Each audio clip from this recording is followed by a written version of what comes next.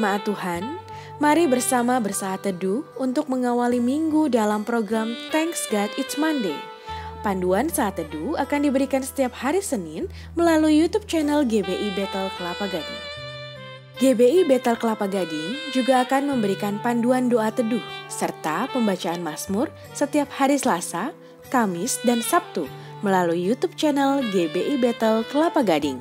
Mari rasakan hadirat Tuhan bersama-sama. Untuk persembahan dan perpuluhan dapat dilakukan ke nomor rekening berikut ini.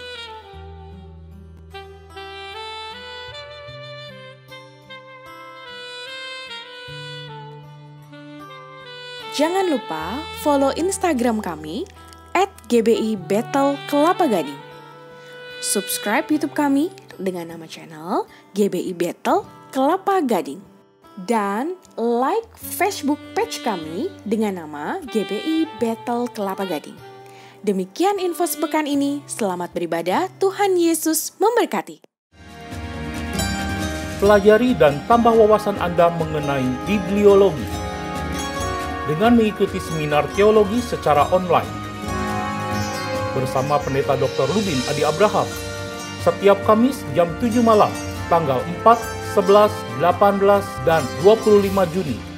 Live on YouTube channel Rubin Adi Abraham TV dan Facebook Rubin Adi Abraham.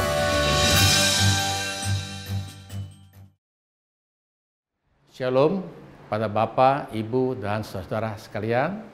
Hari ini kita bertemu kembali di ibadah secara online. Saat ini kita masih di dalam masa-masa sulit karena COVID-19. Kita harus di rumah, bekerja di rumah, beribadah di rumah. Oleh karena itu, kami mengundang Bapak, Ibu, dan Saudara sekalian untuk memberikan yang terbaik kepada Tuhan dengan menyenangkan hati Tuhan. Sebelum kita memulai ibadah, mari kita berdoa. Bapa kami di surga, kami mengucap syukur untuk setiap pertolongan dan perlindungan Tuhan sampai saat ini. Kalau kami ada sebagaimana ada kami saat ini, itu karena kebaikan dan kemurahan Tuhan saja. Bapa, Engkau pimpin dan berkati ibadah kami ini dari awal hingga akhir. Kiranya lawatan Allah turun di dalam pujian dan penyembahan kami. Berkati hamba-Mu yang akan menyampaikan kebenaran firman Tuhan. Berkati hamba-hamba-Mu yang ambil bagian di dalam ibadah ini. Dan berkati kami semua. Terima kasih ya Bapa. Di dalam nama Yesus Kristus kami berdoa, kami mengucap syukur. Haleluya. Amin. Shalom saudara yang dikasihi Tuhan, selamat pagi, selamat bergabung kembali di ibadah online tanggal 7 Juni 2020. Hari ini saudara, pagi ini saya ingin mengajak saudara semua untuk sama-sama memuji Tuhan, menaikkan syukur buat kebaikan Tuhan yang sungguh ajaib untuk hidup kita hari ini. Mari bertepuk tangan buat Tuhan Yesus kita yang ajaib. Sama-sama kita mau katakan.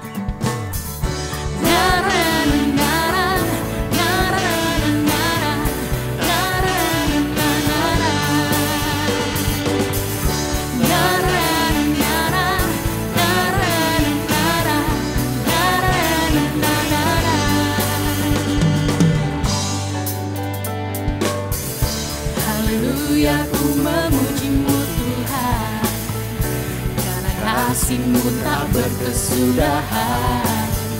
Biar bernafas memuji Sang Raja di atas gunung dan di dalam samudra. Tanganku ku angkat padamu, mensyukuri rahmat yang Kau beri. Kakiku melompat untukmu, sebab rahmat-Mu baru setiap hari. Bersyukurlah kepada Tuhan, sebab Dia baik, sebab Dia baik. Bahwasanya untuk selamanya, kasih setianya, kasih setianya.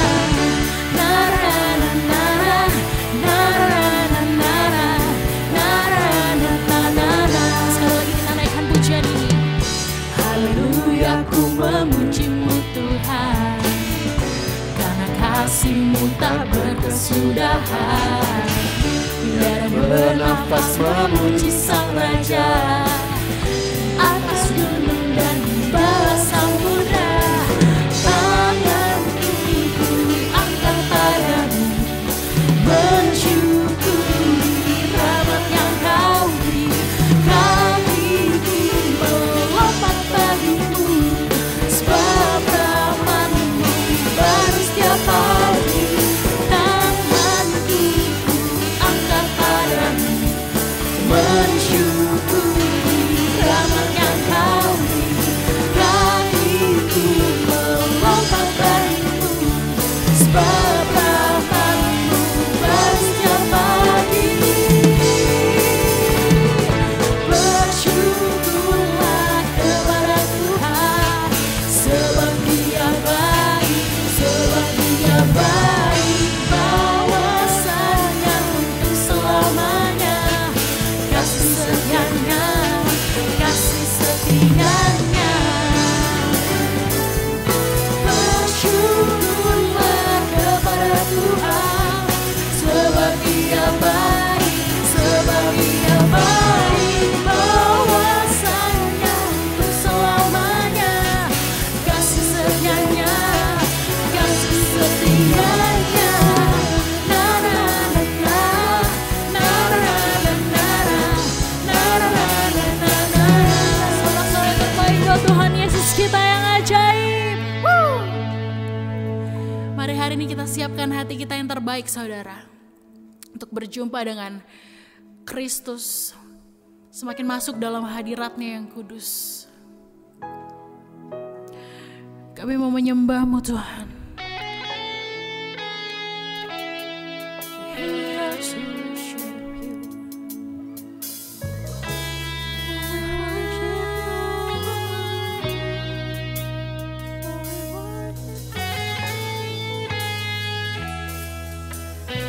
Sama-sama kita mau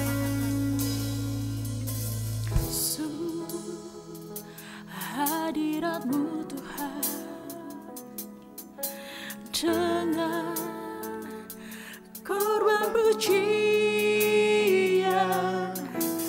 masuk hadirat-Mu, Tuhan, berhiaskan kekudusan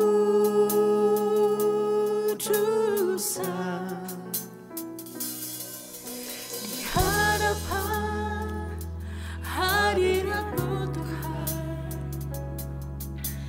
Rasa kedamaian di hadapan hadirat-Mu, Tuhan. Ku nampak keagungan.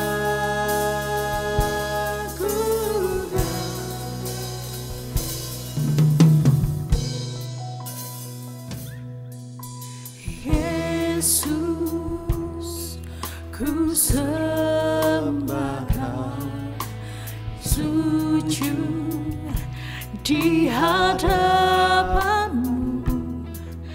Keinginan dalam hidupku hanya untuk menyembah-Mu. Kami datang di hadapan-Mu, Tuhan.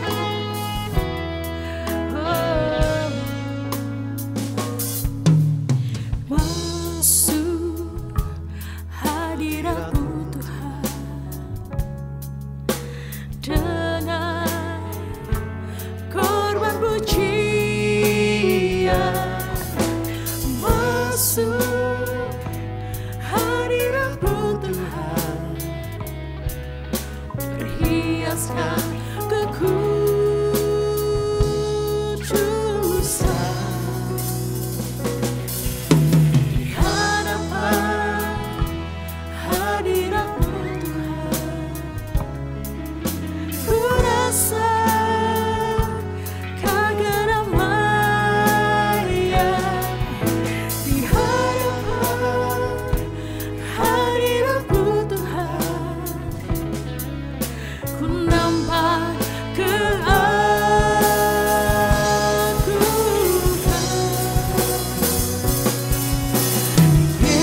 Yesus, ku sembah Kau, sujud di hadapan-Mu. Keinginan dalam hidupku hanya untuk menyembah-Mu. Sekali lagi katakan, Yesus, ku sembah Kau, sujud di hadapan-Mu. Keinginan dalam hidupku hanya untuk menyembah-Mu.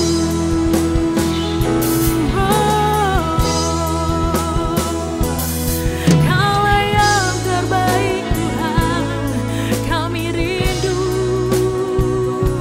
lebih lagi bersama-Mu.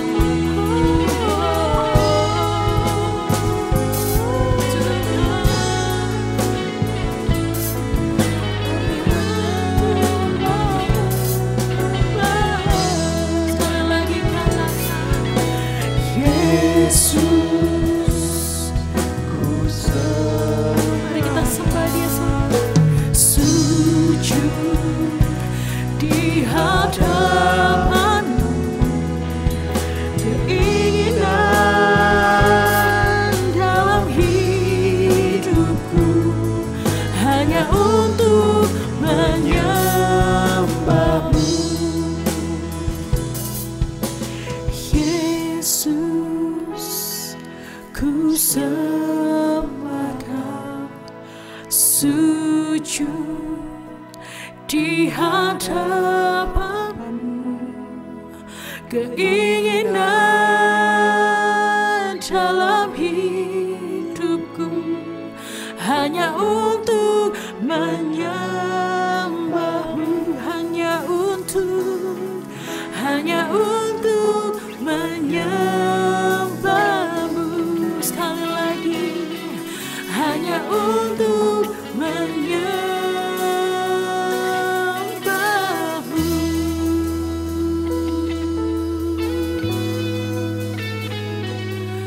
Oh, mari sembah Dia, mari datang sujud di hadapan-Nya, bawa korban pujian yang terbaik. Oh Yesus, this is your time, Lord. This is your time. Oh Jesus, we come bow down to you, to worship you, to honor you.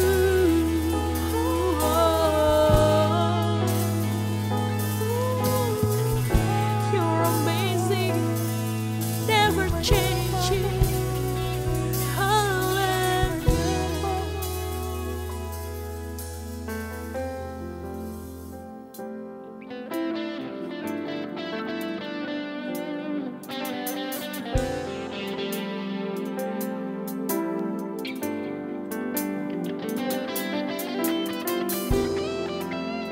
Jadikan kami, Tuhan, pribadi yang kudus dan berkenan di hadapan-Mu.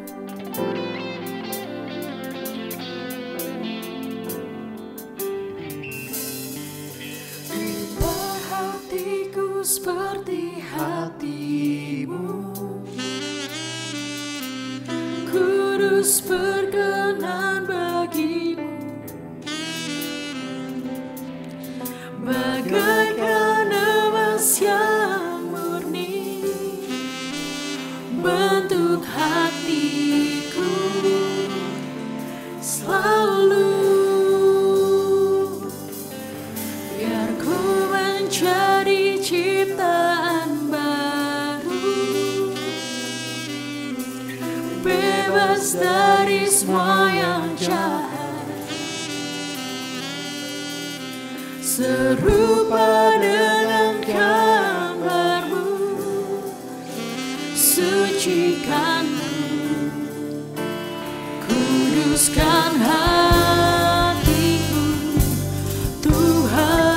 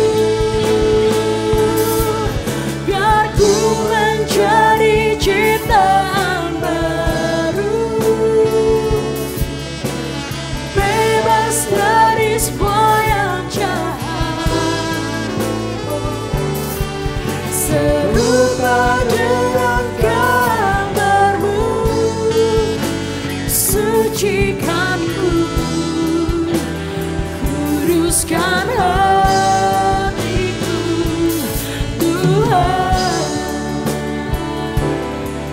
serupa dengan gambar-Mu, sucikan-Mu. Kuduskan hatiku Tuhan, serupa dengan gambar-Mu, sucikan-Mu. Kuduskan hatiku Tuhan. Oh, haleluya.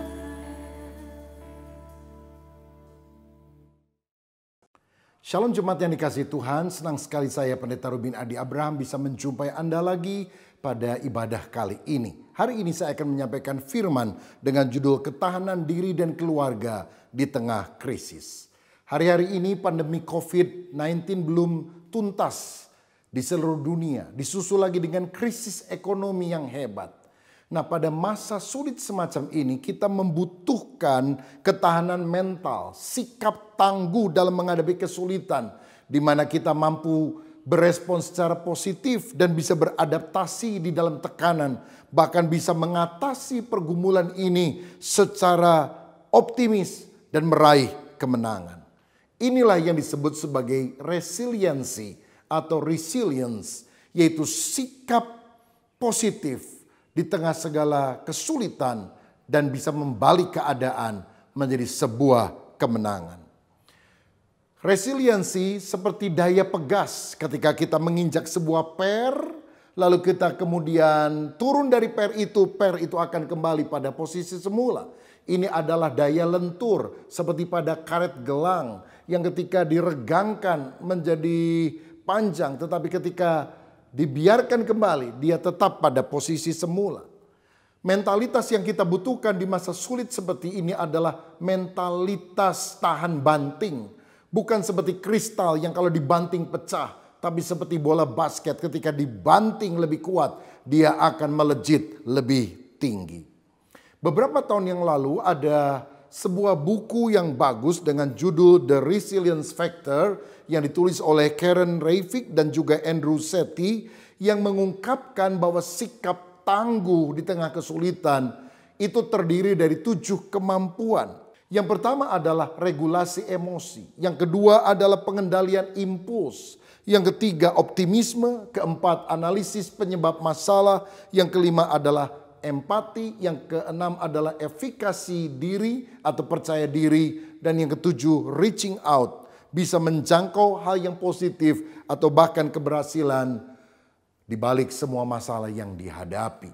Buku yang bagus ini dibahas oleh banyak pakar psikologi, tapi saya mau katakan ribuan tahun yang lampau Tuhan telah memberikan di dalam Alkitab firman-Nya contoh seorang yang memiliki sikap resilience, yaitu ketangguhan, ketahanan di tengah segala masalah dan ciri-cirinya.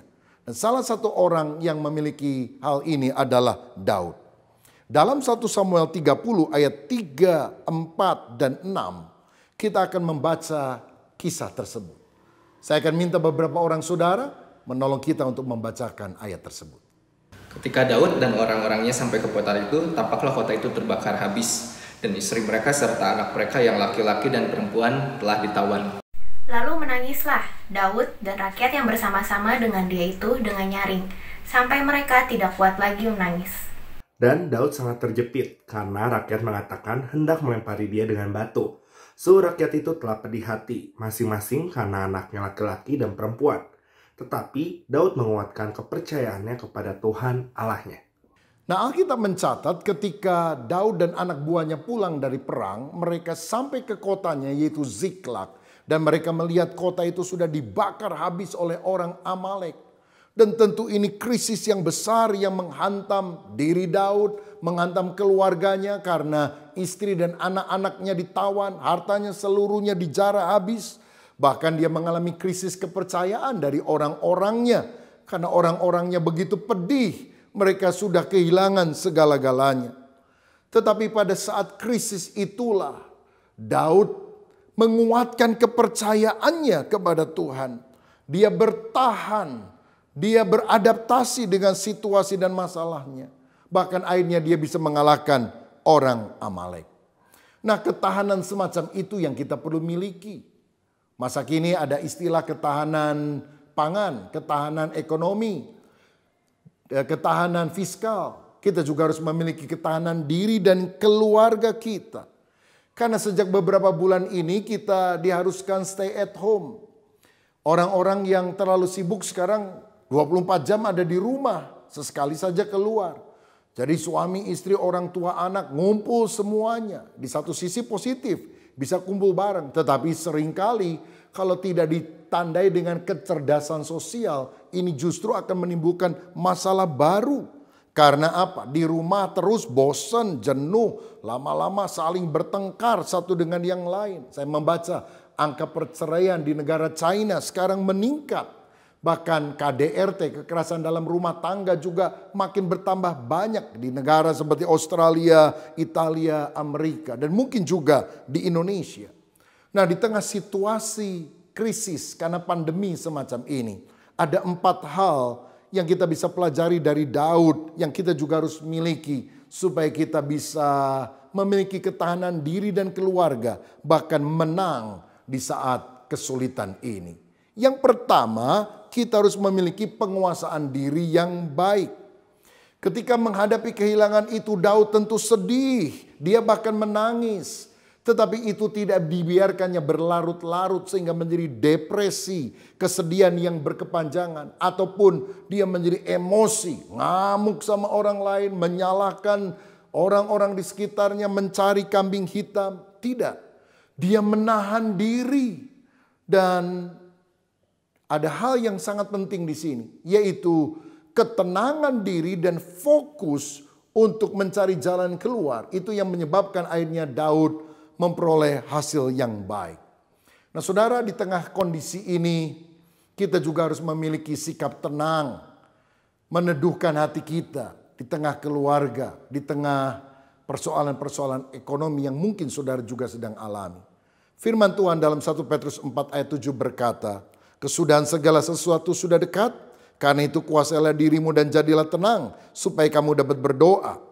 Kalau orang lagi ngalami masalah marah-marah, apakah masalahnya selesai? Bukannya selesai, malah tambah besar. Karena itu kita harus belajar cooling down, tenang, jangan gampang emosi, jangan impulsif meledak, dan akhirnya akan merugikan hubungan kita satu dengan yang lain. Yakobus 1 ayat 19 memberi nasihat. Hai saudara-saudara yang kukasihi, ingatlah hal ini. Setiap orang hendaklah cepat untuk mendengar, tetapi lambat untuk berkata-kata, dan juga lambat untuk marah. Kita harus menjadi pendengar yang baik. Jangan langsung ngomong tanpa tahu duduk persoalan yang sebetulnya. Apalagi marah-marah. Itu sama sekali tidak menguntungkan pribadi dan keluarga kita. Kalau saudara lagi emosi, coba tarik nafas dalam-dalam lewat hidung, lalu keluarkan melalui mulut. Lakukan beberapa kali. Maka emosi saudara akan lebih tenang. Dan yang paling penting doa di dalam hati. Tuhan tolong berikan aku kesabaran Karena buah roh adalah kasih, sukacita, damai sejahtera, termasuk penguasaan diri. Apalagi kalau saudara lagi mau marah, nyanyi lagu rohani. Kasih pasti lemah lembut, kasih pasti memaafkan. Wah, itu emosi jadi surut karena lagu rohani tersebut. Kita juga harus menggunakan kata-kata yang sopan, yang baik, yang bijaksana di tengah keluarga kita. Sesekali selipkan humor yang menyegarkan. Jangan kata-kata kasar, menyakitkan, keras. Amsal 15 ayat 1 berkata, jawaban yang lemah lembut meredakan kegeraman, tetapi perkataan yang pedas membangkitkan marah.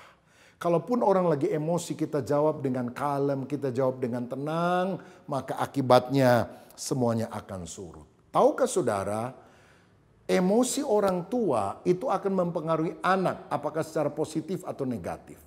Saya ingin ajak saudara melihat sebuah klip, bagaimana ketika seorang anak mungkin melakukan kesalahan, orang tuanya emosi, menyalahkan, dibandingkan dengan orang tua yang memahami situasi dan memberikan pengertian kepada anak. Hasilnya akan sangat jauh berbeda.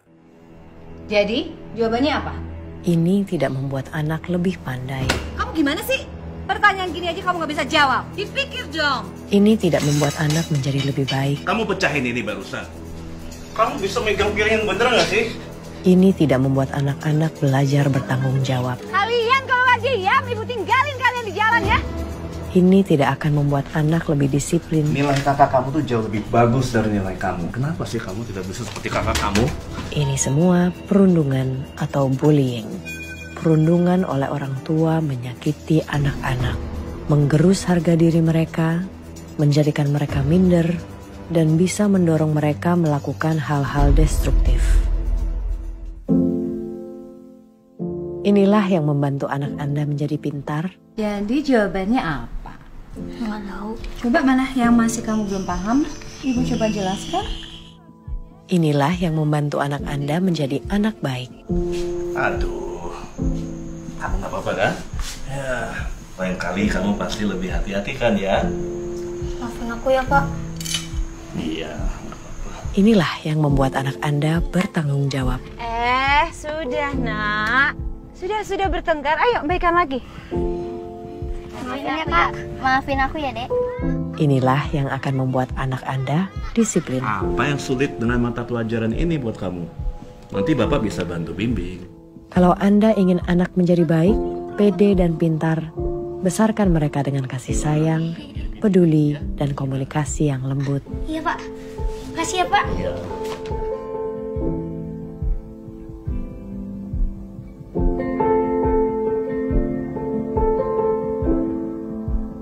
Saudaraku, penguasaan diri yang baik sangat dibutuhkan pada masa krisis ini. Yang kedua, untuk mengubah kesulitan ini menjadi kemenangan, kita harus memiliki pengharapan yang pasti.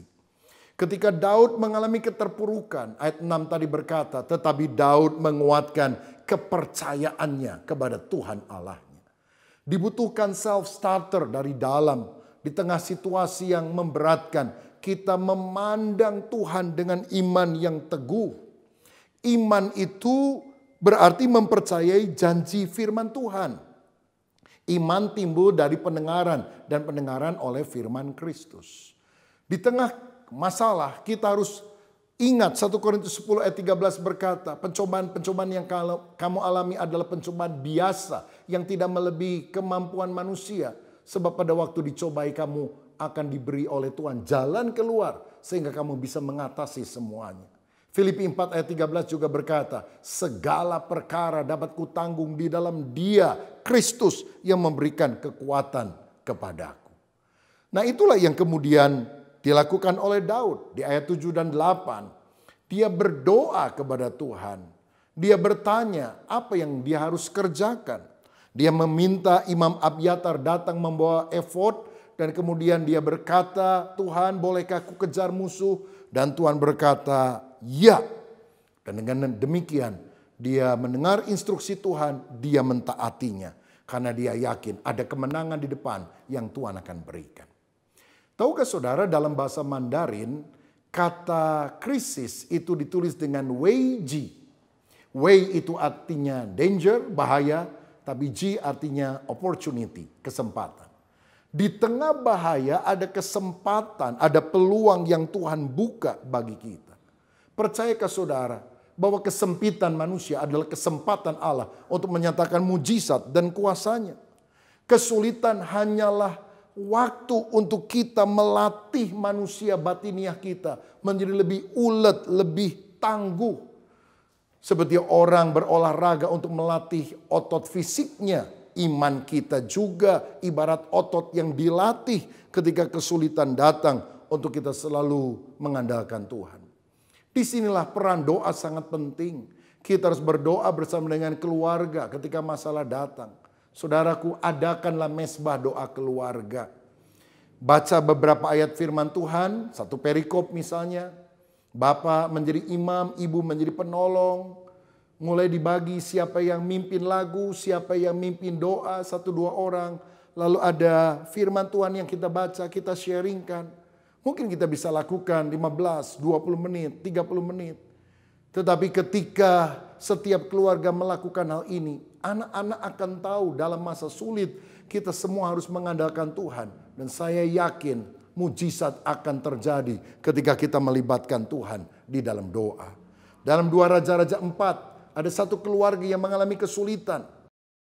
Orang janda yang sudah ditinggal mati oleh suaminya, yang juga berhutang banyak, sehingga 2 orang anaknya akan dibawa menjadi budak oleh si penagih hutang. Lalu janda Nabi ini datang kepada Elisa, dan Elisa berkata, apa yang kamu punya di rumah? Hanya buli-buli kecil yang berisi minyak, tapi apa artinya ini? Tapi Nabi berkata, pinjam bejana-bejana yang banyak dan besar dari tetanggamu. Lalu kemudian masuk ke rumahmu, kunci pintunya. Lalu engkau ajak anak-anakmu menuangkan minyak di buli-buli kecil itu pada semua bejana. Dan mujizat akan terjadi. Dan ketika ibu ini dan anak-anaknya kompak, sehati, sepakat, tidak saling menyalahkan, tapi saling tolong-menolong. Apa yang terjadi? Minyaknya tidak pernah habis. Sehingga akhirnya minyak yang banyak itu dia bisa jual, uangnya bisa digunakan untuk membayar hutang, dan masih ada lebihnya yang digunakan untuk kebutuhan sehari-hari. Saya percaya Yehovah Jireh, Allah selalu menyediakan kebutuhan saudara.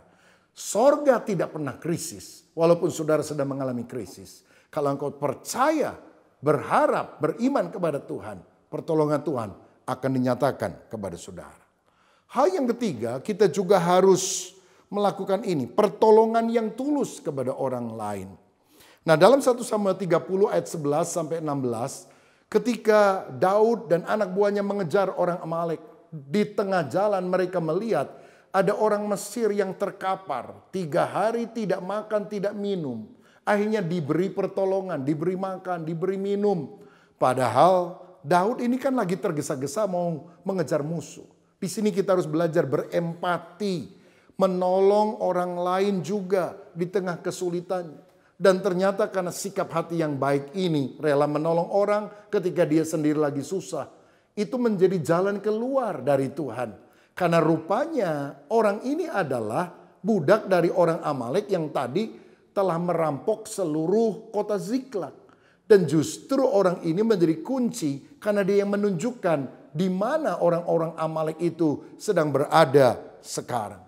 Saya percaya kalau kita menabur yang baik, kita juga akan menuai kebaikan di dalam kehidupan ini. Saudara, masa ini masa sulit, kita semua susah. Tapi ada banyak orang yang jauh lebih susah daripada kita. Makan aja susah mereka. Saudara, bukankah kita terpanggil seperti Ishak dalam Kejadian 26 ketika masa kelaparan. Dia menabur benih. Benih itu kan seharusnya dia makan, tapi justru dia tabur. Dan karena itulah Tuhan melipat gandakannya 100 kali lipat.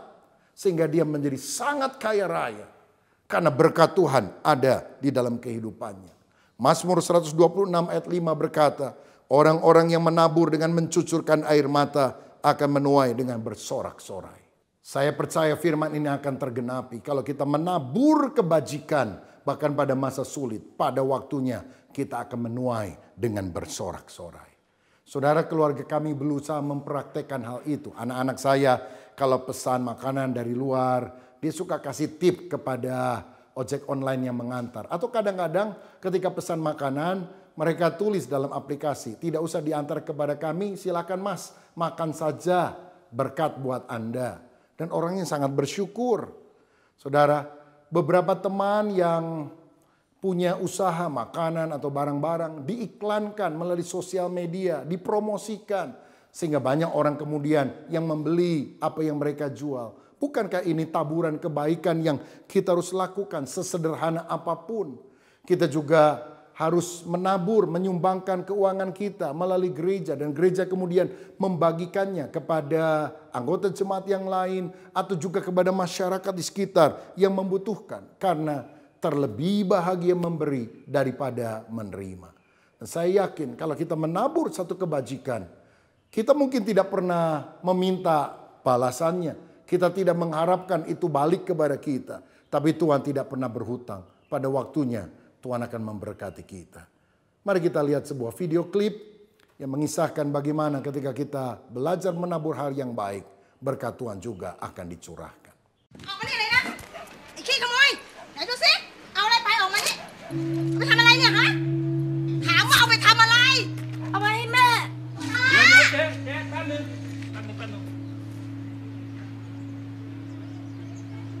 Mẹป่วยà?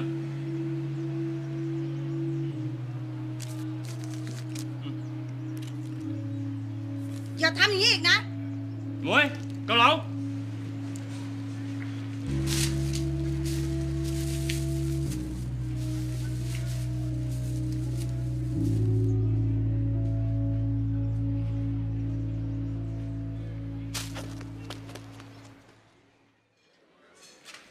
Chọn, này là gấp này. ป๊า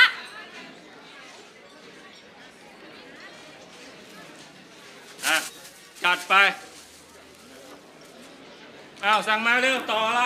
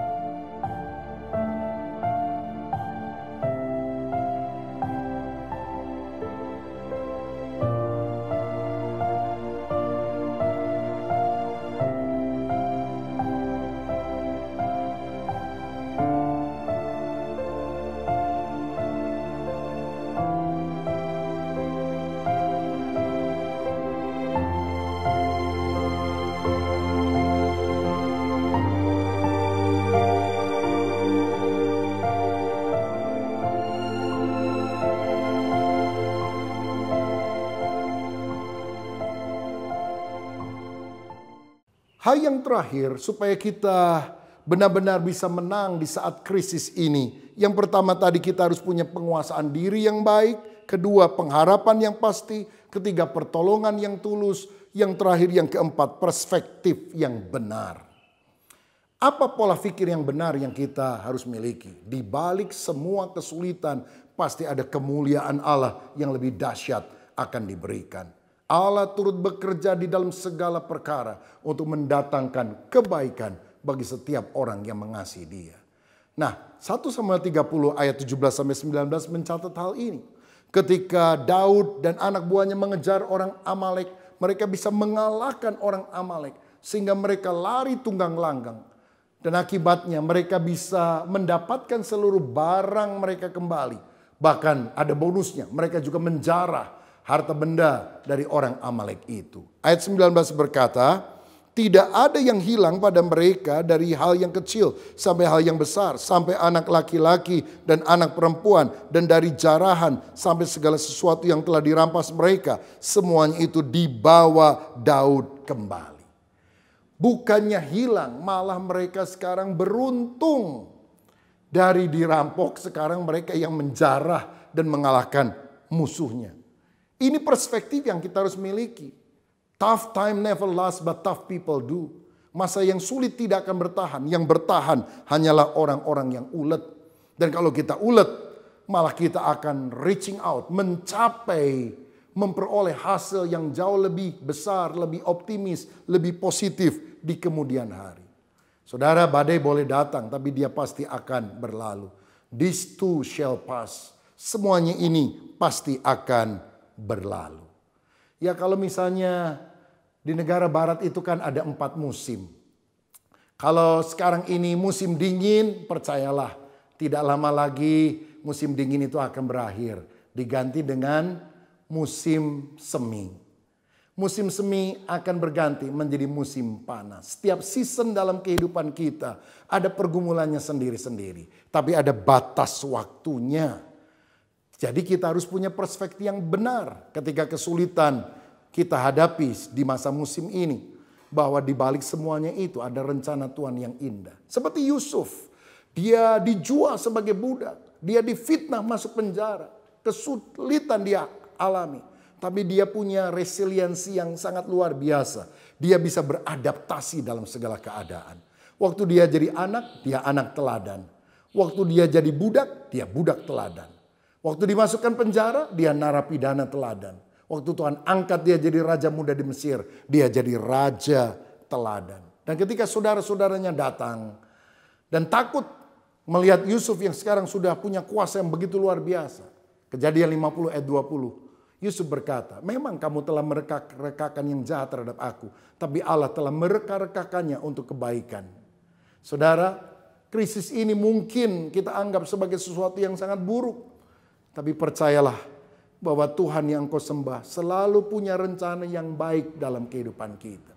Yang baik bukan berarti kita menjadi lebih kaya raya, lebih populer. Tapi karakter kita makin mirip seperti Kristus. Dan kita bisa dipakai menjadi alat kemuliaan Allah untuk menjangkau orang-orang yang selama ini terlalu sibuk dan tidak punya waktu untuk mendengar berita Injil. Tidak punya waktu untuk datang beribadah ke gereja bertobat. Sekarang melalui pengalaman ini saudara bisa menjadi saksi bagi mereka. Bukankah ini perspektif yang benar yang kita harus miliki? Saudara, saya mendengar di tengah wabah ini ada seorang pengusaha travel yang omsetnya anjlok. Turun 30%, 50%, bahkan akhirnya 90%. Dia bingung bagaimana mesti bayar karyawan. Tapi dalam doa Tuhan memberikan hikmat. Orang sekarang kan lagi cari alat kesehatan. Kamu kan punya relasi yang banyak. Akhirnya dia coba jalin relasi siapa yang punya pabrik alat kesehatan. Dia datangkan ke Indonesia, dia jual. Dan dia mendapatkan omset ratusan juta setiap bulan. Dan dengan demikian perusahaannya tetap jalan walaupun produknya berbeda. Kalau sudah selesai bagaimana? Saya rasa travelnya tetap jalan tapi produk alat kesehatannya juga tetap akan dia lanjutkan. Jadi selalu ada hal yang baik yang di luar pemikiran kita. Saudara, saya teringat di Australia pernah lahir seorang bernama Nick Vujicic. Dia lahir tanpa lengan, dia lahir tanpa kaki. Dia pernah mau bunuh diri karena dia rasa hidupnya percuma. Sampai dia sadar bahwa Tuhan punya rencana yang baik, masa depan yang indah. Dia mulai beradaptasi dengan kondisinya. Dan akhirnya sekarang dia menjadi seorang motivator yang luar biasa. Yang memberkati banyak orang. Dia juga menikah, punya anak-anak. Dan dia juga punya penghidupan yang bagus. Karena apa? Dia meraih perkara-perkara yang baik di dalam kesulitan. Bahkan Nick Vujicic digelari sebagai Ambassador of Hope. Duta besar pengharapan. Saudara, kesulitan apapun, percayalah Tuhan selalu bersama dengan kita dan pasti akan memberikan kemenangan. Saya ingin ajak saudara melihat klip dari Nick Fujicik.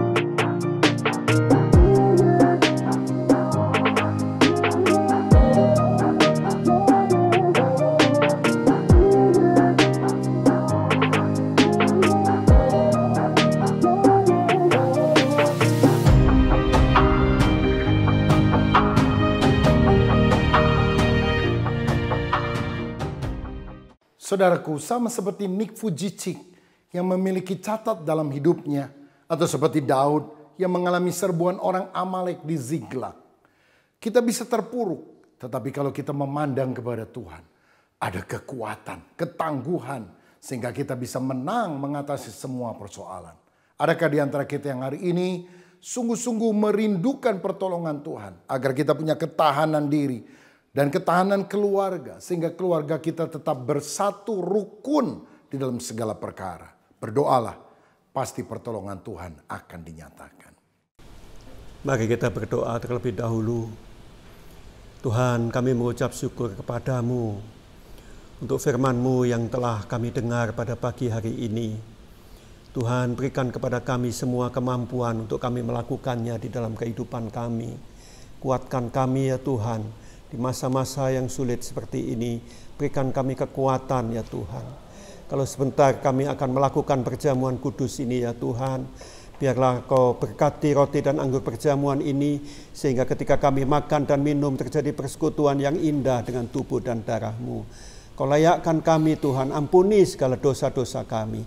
Terima kasih Bapa, di dalam nama Yesus kami berdoa. Haleluya. Amin. Kita akan naikkan satu pujian, Sukacitaku Penuh.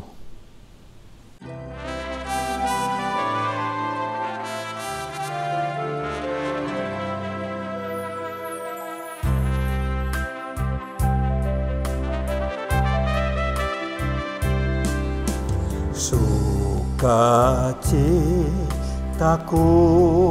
penuh, ku bermazmur bagimu, karena ku tahu ku telah ditebus oleh curahan darah-Mu. Menari bagimu, memuji nama-Mu, karena ku tahu ku berkemenangan oleh curahan darah-Mu. Darah-Mu Yesus sucikan daku, darah-Mu Yesus bebaskanku, darah-Mu Yesus sembuhkan daku, ku dijadikan baru. Darah-Mu Yesus sucikan daku, darah-Mu Yesus bebaskanku, darah-Mu Yesus sembuhkan daku, ku dijadikan baru,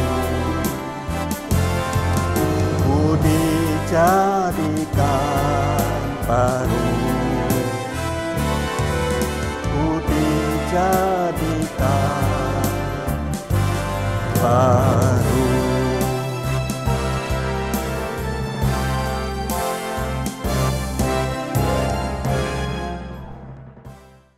Mari angkat roti di tangan kanan saudara, tinggi lewat kepala, dengarkan firman Tuhan terlebih dahulu, dan nanti kita akan makan roti ini bersama-sama.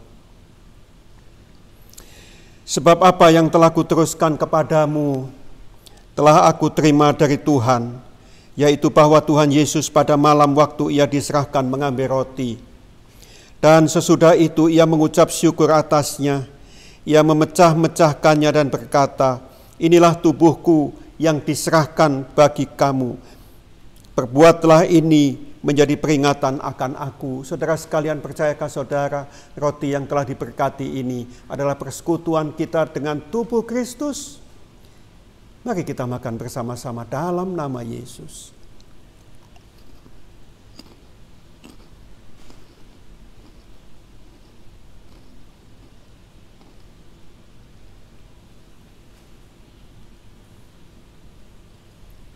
Terima kasih Tuhan. Sekarang angkat cawan tinggi lewat kepala, dengarkan firman Tuhan terlebih dahulu, dan nanti kita akan minum bersama-sama.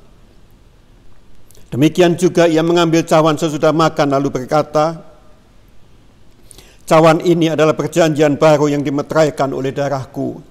Perbuatlah ini setiap kali kamu meminumnya menjadi peringatan akan aku. Saudara sekalian, percayakah saudara, cawan anggur yang telah diberkati ini adalah persekutuan kita dengan darah Kristus? Mari kita minum bersama-sama dalam nama Yesus.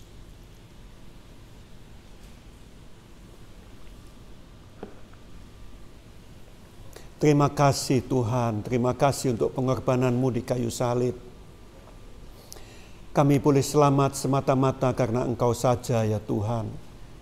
Karena Engkaulah yang telah mengorbankan diri-Mu dan menebus segala dosa-dosa kami ya Tuhan. Mampukan kami untuk membalas kasih-Mu ini ya Tuhan, dengan melakukan firman-Mu, melakukan perintah-perintah-Mu, kehendak-Mu di dalam kehidupan kami. Mampukan kami untuk di dalam hidup kami ini mempermuliakan Engkau ya Tuhan. Terima kasih Bapa, Terima kasih Tuhan. Di dalam nama Yesus kami berdoa. Haleluya. Amin.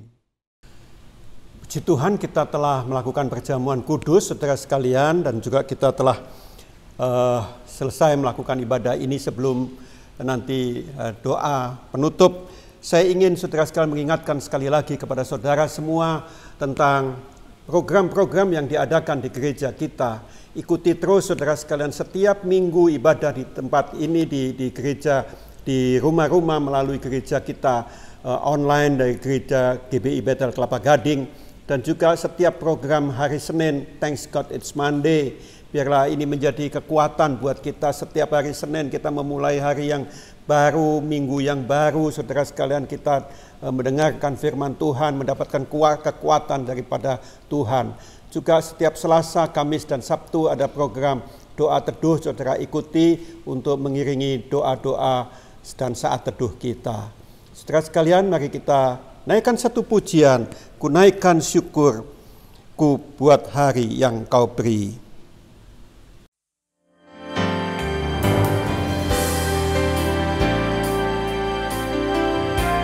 Ku naikkan syukurku buat hari yang kau beri. Tak habis-habisnya kasih dan rahmat-Mu,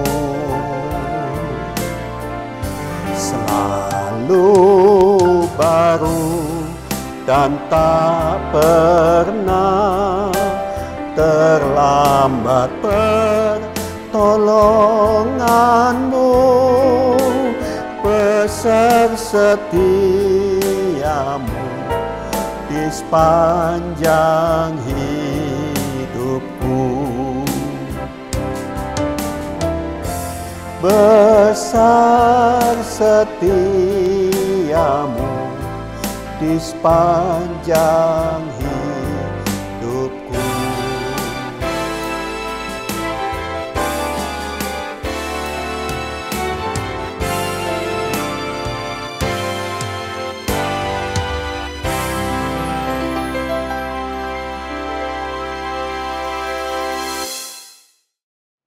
Bapak, Ibu, dan saudara sekalian, kita sudah di penghujung ibadah.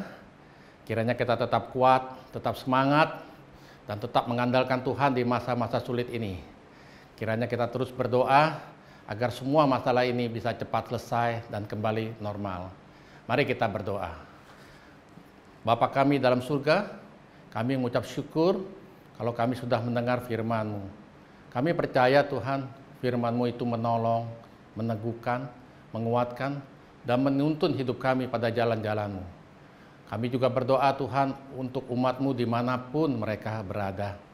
Dan setiap masalah apapun yang mereka hadapi, baik itu masalah keuangan, masalah keluarga, masalah kesehatan, masalah pekerjaan, kiranya Tuhan tolong agar mereka diberikan jalan keluar, diberikan kekuatan, diberikan hikmat, sehingga mereka mendapatkan kelegaan dan kelimpahan dari Tuhan.